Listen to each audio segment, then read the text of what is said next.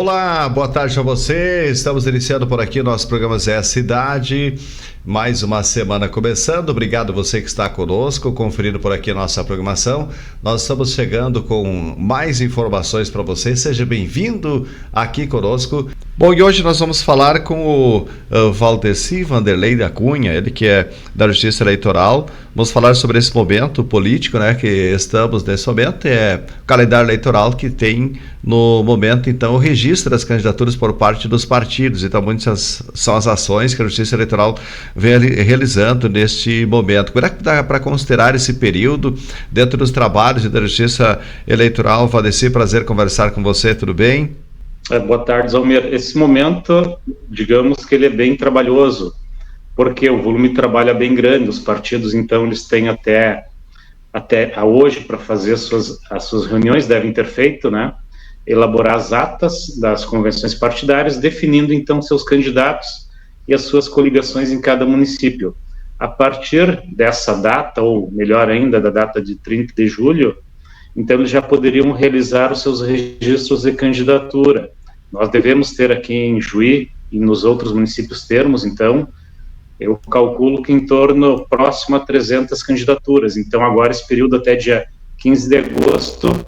Bom, como você disse, essa parte do registro de candidaturas, qual o procedimento, como que os partidos fazem esse encaminhamento do registro de todas as candidaturas junto à Justiça Eleitoral? Eles fazem tudo via sistema, eles acessam um sistema lá que é chamado de Candex, né, que é o sistema de candidatura externa.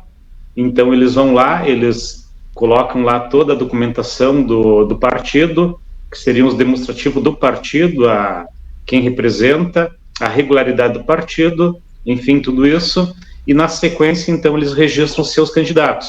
Por exemplo, quando é candidato a prefeito e vice, é feito esse registro, e nos demais, daí para cada um é aberto um processo, né, que a gente chama, um pedido de registro, em cima desse programa chamado Candex, e aí listam lá todos os candidatos a vereador.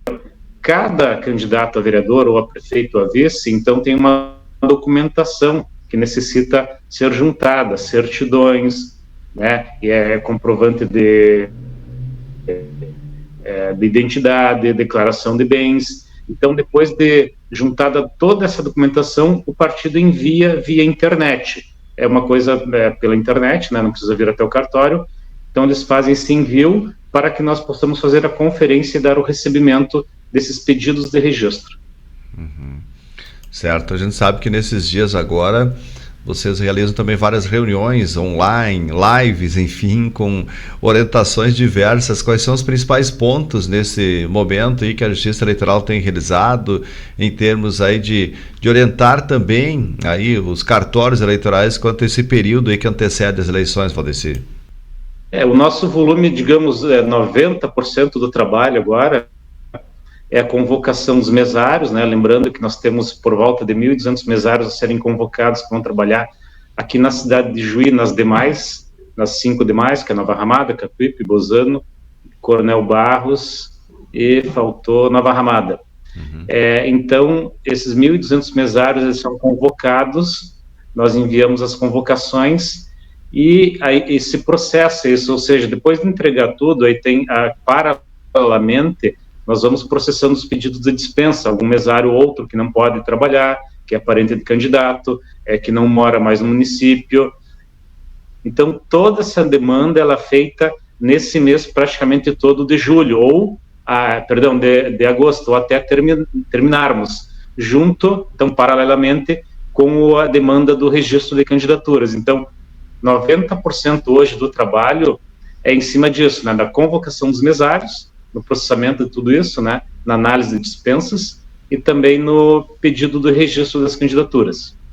Esta convocação dos mesários, ela é feita de que forma e quais os principais requisitos que são adotados aí ao chamar esses mesários para fazer parte aí do processo eleitoral? Os requisitos para trabalhar como mesário, em primeiro lugar, é a escolaridade, né? Outra coisa que se pede, que nós buscamos, geralmente em servidores públicos que já trabalham no serviço burocrático, e a convocação desses mesários se dá através do WhatsApp preferencialmente, ou seja, estamos utilizando as mídias até para evitar onerosidade de mandar por correio, um pouco até mais demorado. Nós temos tido uma resposta bem boa, praticamente 80% ou mais, nós estamos conseguindo fazer o registro, o contato através disso. Então, e nos municípios, nos outros municípios, afora Ijuí, nós temos colaboradores lá da prefeitura que nos auxiliam nisso, né? Então, essas convocações geralmente vão através, então, do WhatsApp. Uhum. Bom, para o mesário que participa desse processo, há uma orientação, algum evento para explicar, esclarecer para ele, antes do processo eleitoral, como que funciona, quais são todas as medidas, atitudes que devem tomar antes, como que funciona nesse sentido aí, para quem nunca participou aí como mesário?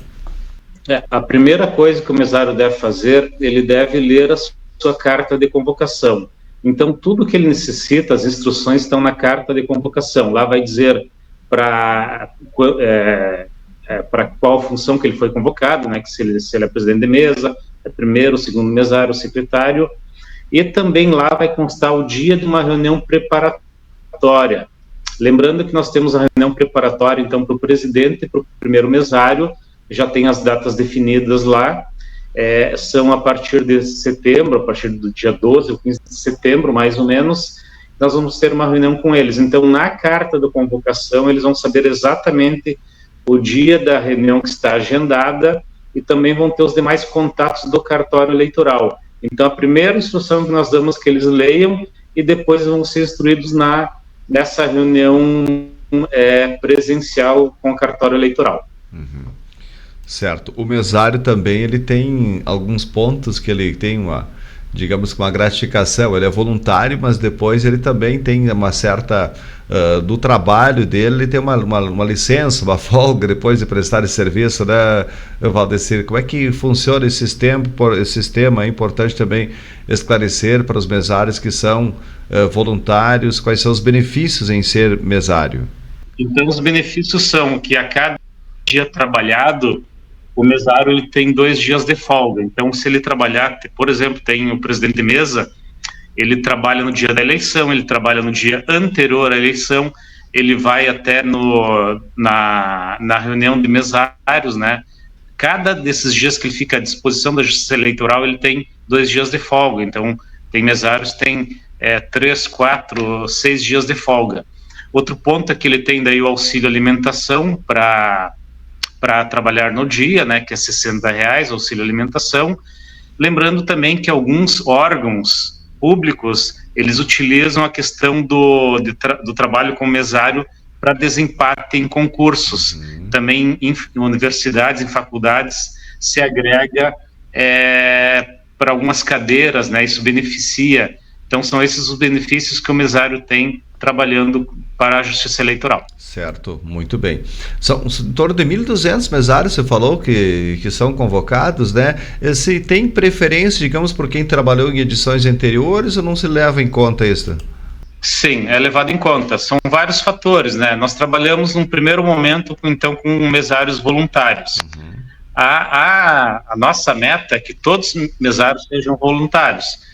Em não sendo assim, então nós vamos trabalhar com as pessoas que já têm experiência, nós vamos trabalhar com as pessoas indicadas, nós vamos trabalhar com as pessoas, então, selecionadas dentro do cadastro eleitoral, sob a supervisão e orientação da juíza eleitoral, né? Então, nós solicitamos para ela quais critérios ela deseja, informamos e ela quem dá o aval sobre essa convocação dos mesários. Então, a preferência é de que alguém já tenha conhecimento e também trabalhar com os próprios voluntários. Uhum. Bem, tem outro ponto que, por exemplo, o eleitor, se faltar mesário no dia, aquele que estiver à frente, que estiver por lá, falta mesário, pode ser chamado, convocado para a Justiça Eleitoral. Como que funciona nesse ponto também aí, Valdecir? Isso pode acontecer, acontece, tá? Ele é um pouco raro, até mesmo porque nós ficamos aqui com mesários voluntários no cartório eleitoral, em torno de 20, depende da eleição, depende dos voluntários, né? Então, nós temos, por exemplo, em torno de próximo a 20 mesários ficam aqui de plantão no dia da eleição, que se prontificam a trabalhar no local, na sessão onde não haja o mesário, onde o mesário tem um motivo de força maior. Às vezes o mesário fica doente, né? Então esses mesários que estão aqui, eles vão até o local para trabalhar. Último caso, nós contatamos alguma sessão eleitoral, por exemplo, a sessão eleitoral às vezes é pequena, e o presidente da sessão fala, olha, eu não preciso trabalhar com mais um, eu vou trabalhar somente com 3. Teve um mesário, teve uma falta, ele teve um imprevisto, tá? E daí nós, então, damos a consultoria para o presidente de mesa, e caso ele entenda, ele pode trabalhar com 3, ou então ele pode convocar. Ele convoca um eleitor da sessão eleitoral, ele escolhe, através dos mesmos critérios que nós escolhemos aqui, de preferência servidor público, né? Alguém que tenha escolaridade avançada, e aí ele faz essa escolha, essa pessoa, então, ela trabalha no dia da eleição, ela fica convocada pelo presidente da sessão. Uhum. Bom, a partir de agora, além dessa questão da convocação dos mesários, do registro de candidaturas, quais são os outros pontos que são importantes ser orientados ou considerados para o eleitor, mesmo partidos aí visando as eleições de outubro? A partir de agora, o eleitor, na verdade, ele vai ter que ficar atento à questão da propaganda, que vai ser permitida a partir do dia 16 de agosto, que é o prazo onde encerram as candidaturas. Então, para o eleitor, nesse momento, ele não tem muito o que fazer, né? Ele só vai poder, digamos, acompanhar, se envolver mais no pleito a partir da propaganda eleitoral, que daí a propaganda eleitoral começa efetivamente a eleição, os candidatos vão pedir voto, né? Os candidatos vão contatar os eleitores, vai ter a propaganda rádio, televisão mais adiante um pouco, mas essa propaganda mais ostensiva, né? A propaganda, na verdade, permitida. A campanha, a propaganda mesmo dos partidos, depois desse registro, ela é permitida a partir somente de 16 de agosto, na verdade, dentro desse calendário eleitoral aí que tem por parte do Tribunal Superior Eleitoral, né, Valdeci? Exatamente, a partir de 16 de agosto. Então é permitida a propaganda geral, e aí começam, daí é permitida a carreata, mais adiante vai ter a propaganda de rádio, televisão, né? Então as datas elas vão sucedendo uma após a outra. Então, mas efetivamente a partir de 16 de agosto acontece isso. A propaganda também na internet, né? Os partidos e candidatos que têm site podem veicular propaganda na internet através dos seus sites próprios. Tudo isso a partir do dia 16 de agosto. Bom, propaganda na internet, de que forma que vai ser feita essa fiscalização com relação a esta propaganda na internet, o que pode, o que não pode, de que forma também, tanto os candidatos quanto eleitores, cabos eleitorais, enfim, pode trabalhar com relação a essa propaganda na internet? A fiscalização, na verdade, ela é feita, não existe uma fiscalização ostensiva, né? A fiscalização é feita através dos partidos, dos candidatos e do próprio Ministério Público recebendo denúncias, né? E no site do Tribunal do Tribunal Superior Eleitoral, sim. Então, em havendo algum problema, os próprios partidos se fiscalizam, os próprios partidos entram com representações e, eventualmente, o Ministério Público sabendo de alguma denúncia, porque as denúncias são levadas até o Ministério Público e o Ministério Público aí ele investiga, ele vê qual é o caso de investigar, de fazer uma petição junto a uma delegacia, através do aval do da juíza eleitoral, né? Então, assim se dá a fiscalização da propaganda. Agora, quanto à impugnação de candidaturas, a partir de quando, como que pode ser feito, por exemplo, se algum caso de não prestação de contas, de se ter candidatura de forma que não estejam de acordo com o que prevê a legislação, a partir de quando e como que ocorre também essa parte da impugnação aí, Valdeci? A impugnação de candidatura do registro, tá, é a partir do momento em que é feito o registro por parte dos candidatos. A partir desse momento, então, nós vamos começar a publicar os editais do registro dessas candidaturas, e aí tem o prazo de 5 dias após a publicação para que as partes, então, entrem com alguma impugnação da candidatura. Lembrando que isso tem um prazo para ser julgado, né? Então, após 5 dias, em tendo algum prazo, alguma impugnação, ela vai correr junto com o pedido de registro do candidato. Ele corre junto, como no mesmo processo, né? Tá certo. Ok, Valdecir, obrigado por essas informações, então. Justiça Eleitoral prestando serviço à comunidade, então orientando, falando sobre esse período que antecede as eleições, aquele também período aí de fechamento eleitoral, já está tudo pronto, né, que fechou lá em maio, quanto a mudança, alterações, enfim, de locais de votação. Então, quer dizer, a Justiça Eleitoral trabalhando agora para que ocorra tudo dentro da normalidade, né, Valdecir? Exatamente, é fechado o cadastro, né? Estamos nessa fase da convocação, então, do registro. Em terminando, já partimos para propaganda e demais preparativos de urna eletrônica, a questão de demais logística da eleição, né? Lembrando que tem uma logística bem grande para preparar, para levar para as sessões eleitorais. Então, esse trabalho começa a partir desse trabalho que eu falei que é mais ou menos 90% do trabalho atual do cartório. Então, nós começamos com essa logística para os locais de votação daí. Há esse teste das urnas em nível local, ou elas já vêm testadas? Há esse trabalho de testagem das urnas antes também do processo eleitoral, do processo de votação? As urnas, elas são carregadas e sofrem um teste, a gente chama de sistema de teste exaustivo, onde nós rodamos na urna, é feito 2 vezes por ano, em ano que não tem eleição. No ano no ano que não tem eleição, é 3 vezes. No ano que tem eleição, são feitas 2 vezes. Então, a gente faz um teste lá por março, nós fizemos recentemente em julho, aí se carregam as baterias das urnas, e aí não se fazem mais testes. Agora, somente vão se preparar elas lá por setembro, quando nós recebemos, então, os softwares de carga, que vão operar com a urna no dia da eleição. Então, nós somente vamos proceder agora, a partir de agora que eu digo final de setembro, a carga das urnas para serem encaminhadas à sessão eleitoral. Tá certo. Obrigado, Valdecir, um abraço, bom trabalho, estamos aí sempre à disposição. Eu que agradeço, um grande abraço.